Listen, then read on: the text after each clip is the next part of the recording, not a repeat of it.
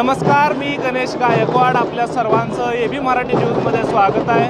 मित्रांनो, सध्या मी सोलापूर जिल्ह्यातील मोहोळ शहरामध्ये उभा आहे आणि माझ्या पाठीमागे आपण बघू शकता की छत्रपती शिवाजी महाराजांची जी काही मूर्ती आहे ती या ठिकाणी आहे. मराठा संघर्ष योद्धे मनोज जरांगे पाटील यांचं अवघ्या काही मिनिटांमध्ये मोहोळ शहरामध्ये आगमन होते.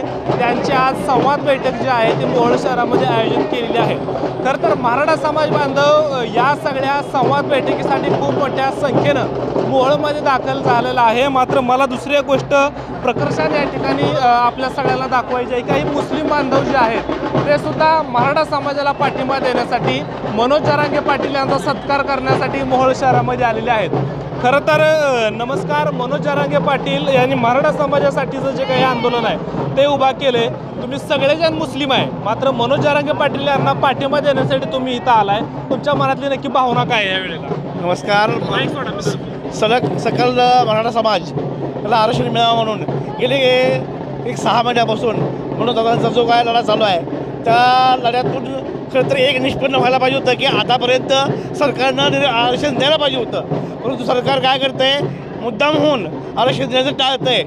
तर दादांचा जो हा लढा आहे त्या लढ्यासाठी मुळात आम्ही आज संवाद बैठकीला जे दादा येत आहेत त्याकरता आम्ही संपूर्ण मुस्लिम समाज त्याचं स्वागत करतो आणि संपूर्ण मोहोळ भाषेच्या वतीनं मुस्लिम समाजाच्या वतीनं त्यांना या आरक्षणाच्या लढ्याला आमचा पूर्ण पाठिंबा जाहीर करतो. खरं तर हा जो काही लढा आहे तो फक्त मराठा समाजासाठीचा आहे असातला विषय नाही. मला सांगा की सरकारकडून सातत्यानं जातींमध्ये भांडणं लावण्याचं काम केलं जातं. ओबीसी एका बाजूला, मराठा एका बाजूला. असं असताना तुम्ही मुस्लिम असून सुद्धा मराठा समाजाला पाठिंबा देत आहे. तुमची भावना काय?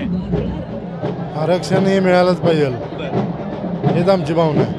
मराठा आरक्षण मिळालं पाहिजे. मराठा आरक्षण मिळालंच पाहिजे. मुस्लिम आणि मराठा एक वेगळं वातावरण तयार करण्याचा प्रयत्न सातत्यानं काही लोकांकडून केला जातो. तसं तुमच्या मोहोळ शहरामध्ये काय आहे का? नाही, आमच्या मोहोळमध्ये आजपर्यंत कुठलेही जाती दंगल झालेली नाही. मराठा आणि मुस्लिम समाज एकत्रच जाणतोय आम्ही. एकमेकाशी अतिशय प्रेमानं सलोखे संबंध आहेत आमचे. आणि हा जो सरकारचा जो डाव आहे की हिंदू आणि मुस्लिममध्ये भेदभाव न, हे त्यांची राजकीय नीती आहे. खरं तर मुस्लिम आणि हिंदू ह्याच्यामध्ये फूट पाडून काहीतरी आपली स्वतःची पोळी भाजणं हा त्यांचा हेतू असतो. तो मोहोळवासीय कधीही खपवून घेणार नाहीत आणि आम्ही इथले हिंदू समाज किंवा मुस्लिम समाज एकत्र येऊन ह्याचं आम्ही चोख उत्तर देऊ. तुम्ही चोख उत्तर द्यायचा. काय भावना आहे आज मराठा आरक्षणाच्या आंदोलनात तुम्ही मुस्लिम समाज उतरलाय? पहिल्यांदा जरांगे पाटलांचं मोहोळ नगरीमध्ये नागनाथाच्या पावनभूमीमध्ये त्यांचं आम्ही मनपूर्वक मुस्लिम समाज त्यांचं हार्दिक स्वागत करतो आम्ही. आणि आमची भूमिका अशी आहे की मराठा समाजाला आरक्षण मिळणं हा अत्यंत गरजेचं आहे आणि त्यासाठी आम्ही सर्व मुस्लिम समाज त्यांना पाठिंबा देण्यासाठी ह्या ठिकाणी जमा झालेलो आहोत आणि जरांगे पाटलाचं स्वागत करण्यासाठी मुद्दामून सगळे आम्ही उपस्थित आहोत. मुद्दामून तुम्ही उपस्थित आहे. या सगळ्यात महत्त्वाचा विषय आहे की मराठा समाज सगळा आलायच, पण काही मुस्लिम समाज सुद्धा या आंदोलनामध्ये आलाय. तुम्हाला काय वाटतं यांच्याबद्दल? मुळात मुस्लिम समाजानं कधीच या महाराष्ट्रात जातीभेद केलेला नाही. शाहू फुले आंबेडकरांचा महाराष्ट्र म्हणून हे नावलौकिक झालेला महाराष्ट्र आहे. त्यामुळं या राज्यकर्त्यांनी जातीमध्ये ते निर्माण केलेत. परंतु प्रत्येक जिल्ह्यात जरांगे पाटलांचं ज्यावेळेस आगमन असेल तो मराठा समाजाचा संघर्ष होता, आरक्षणासाठी लढतोय ही भावना मुस्लिम समाजाच्या लक्षात आल्यामुळं खरंच प्रामाणिकपणे तो आपल्या जीवाचं रान करतोय ही लक्षात आल्यामुळं प्रत्येक जिल्ह्यात मुस्लिम समाज यांचा एकत्रित येतो आणि मराठा समाजाचं कौतुक करतो, आरक्षणाला जाहीर पाठिंबा देतो.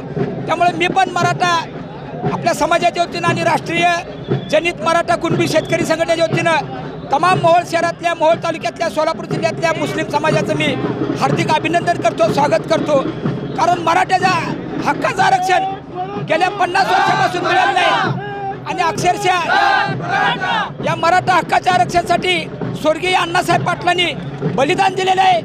60 ते 65 मराठ्याची तरुण मुलं अक्षरशः त्यांनी बलिदान दिलेले, आत्महत्या केलेल्या आहेत. हे आम्ही विसरून चालणार नाही आम्हाला.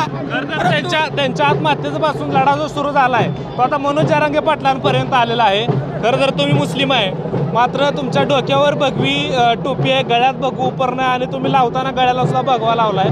खरं तर ही काय भावना आहे नक्की? कारण ह्या एका बाजूला वेगळं सगळं वातावरण आहे. ही लढा मनोज जरांगे पाटील साहेब 6 महिन्यापासून लढत आहेत. मी त्यांच्यासाठी, सकल मराठ्यासाठी माझ्या पदाचा सुद्धा मी राजीनामा दिला आहे. ना इथं जात आहे, ना भेद आहे, ना भाव आहे. आम्ही सर्व हिंदू मुस्लिम आहेत आणि भाऊभावकीप्रमाणे आम्ही सगळं महाराष्ट्रात राहतो.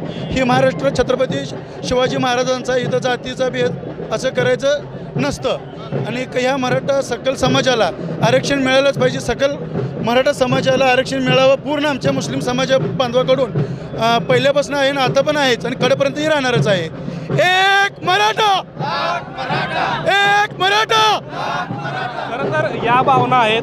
तुम्ही जर बघितलं तर हे सगळे जे आहेत ते मुस्लिम बांधव आहेत. मात्र मराठा समाजाला आरक्षण मिळालं पाहिजे यासाठी मुस्लिम बांधव जे आहेत ते रस्त्यावरती आहेत. एका बाजूला सातत्यानं वातावरण निर्मिती केली जाते की हा जो काय महाराष्ट्र आहे तो वेगळ्या भूमिकेचा आहे. काही मुस्लिम समाज, हिंदू समाज अशी दरी जरी पाडण्याचा प्रयत्न केला तर त्या मराठा आरक्षणाच्या लढाईमध्ये हा जो काय मुस्लिम समाज आहे तो या ठिकाणी आग्रही भूमिका घेतोय आणि मराठ्यांच्या खांद्याला खांदा लावून हा जो समाज आहे तो आता रस्त्यावर आलेलं चित्र आहे.